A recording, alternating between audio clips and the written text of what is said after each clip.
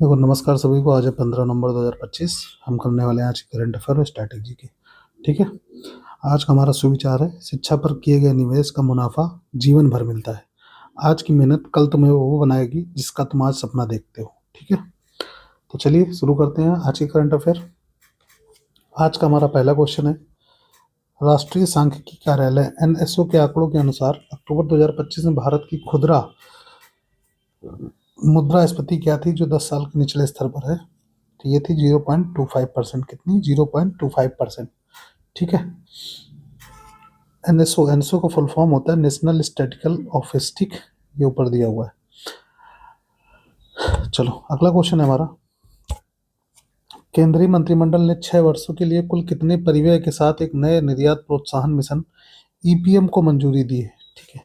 तो ये है 25,060 करोड़ रुपए। कितना? 25,060 करोड़ रुपए। ठीक। ये ईपीएम की अवधि जो होगी वो होगी 2025 से 2031 तक। ठीक। ये इसकी अवधि होगी 25 से 31। इससे क्या होना है कि निर्यात जो है वो $2 ट्रिलियन तक बढ़ाना है। ठीक। कितना? $2 ट्रिलियन। $2 ट्रिलियन। ठीक है। डॉलर तक बढ़ाना है। इसमें जो है मुख्य फोकस सेक्टर जो रहेगा फार्मा इलेक्ट्रॉनिक। कौन कौन से हैं मुख्य सेक्टर जो है? Pharma, electronic. ठीक है। और एक आप है कृषि खाद्य उत्पाद। कौन सा? कृषि खाद्य उत्पाद। ठीक, उत्पाद। चलो अगला क्वेश्चन है, केंद्रीय मंत्रिमंडल ने ग्रेफाइट और जिरकोनियम सहित किन महत्वपूर्ण खनिजों के लिए नई रॉयल्टी दरों को मंजूरी दी है। ठीक। देखो, ग्रेफाइट 2 से 4%। ठीक। Caesium 2%, रूबेडियम 2%, zirconium 1%। ठीक। ये नई रॉयल्टी दरें हैं। ठीक, ध्यान रखिएगा। अगला क्वेश्चन है हमारा, किस राज्य सरकार को ईज ऑफ डूइंग बिजनेस में टॉप अचीवर राज्य का दर्जा दिया गया है? तो ये हरियाणा को दिया गया है। किसको दिया गया है? Haryana. Ease of doing business में टॉप पे कौन सा राज्य रहा है? हरियाणा। ठीक है। देखो, 2024 में 6 श्रेणियां बनाई गई थी। ठीक, उनमें से हरियाणा टॉप पर रहा। कितनी श्रेणियां थी इसमें? 2024 में जो बनाई गई थी 6 श्रेणियां थी। ठीक है, 6 श्रेणियां थी जिसमें हरियाणा टॉप पर रहा है। अगला क्वेश्चन है अपना, सरकार ने भौगोलिक संकेत जीआई टैग के लिए आवेदन शुल्क घटाकर कितनी नई राशि कर दी है? तो ये 1,000 कर दी है। पहले कितनी थी? 5,000। ठीक है, 5,000 से 1,000 कर दी। ठीक, ध्यान रखिएगा। जीआई टैग 1999 के तहत जारी होता है। ठीक, जीआई एक्ट। जीआई एक्ट आया था, कब आया था जीआई एक्ट? 1999। ठीक, इसी के तहत जीआई टैग जारी होता है। भारत में सबसे पहला जीआई टैग जो है वो दार्जिलिंग चाय को मिला था। कब मिला था? 2004 में। दार्जिलिंग चाय। ठीक है, दार्जिलिंग चाय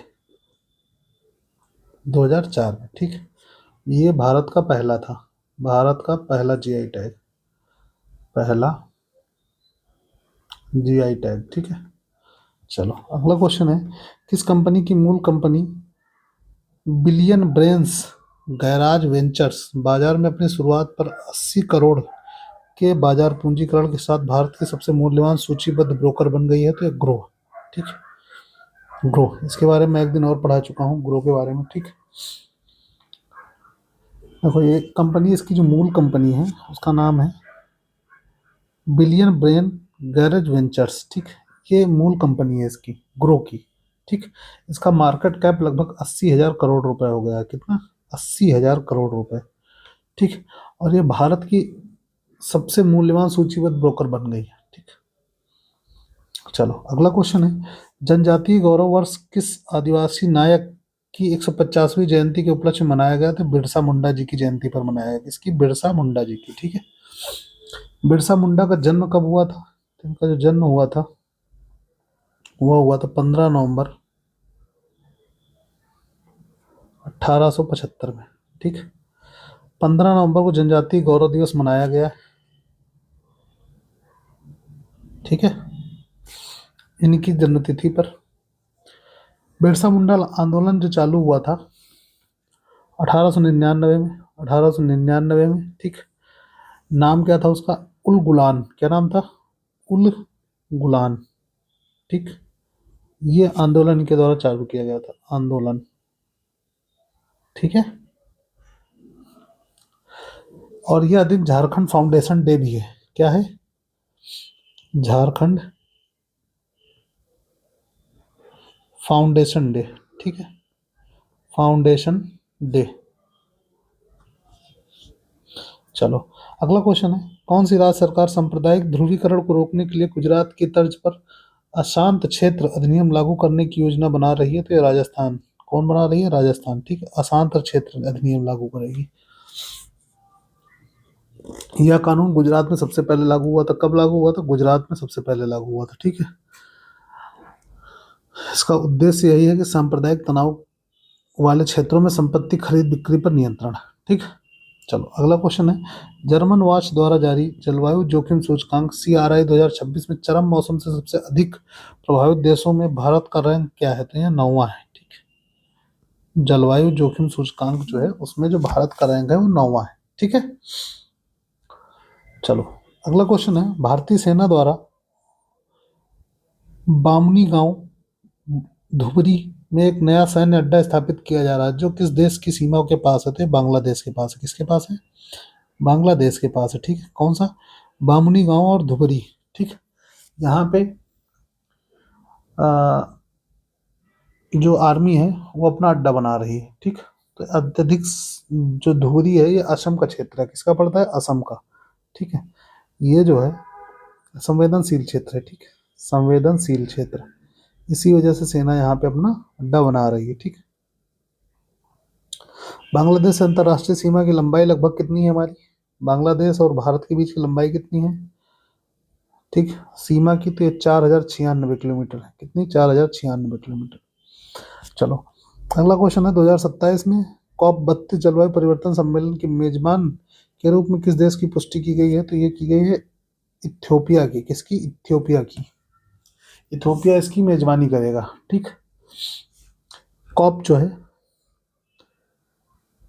COP32 जो है ये इथियोपिया में होगा, ठीक है। इसका जो फुल फॉर्म है वो ये कॉप जो है ये वार्षिक सम्मेलन है। किसका? UNFCCC का, ठीक है, का वार्षिक सम्मेलन है।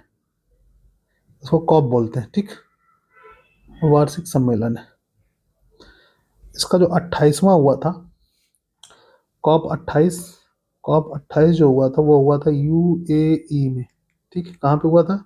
UAE में, 2023 में, ठीक।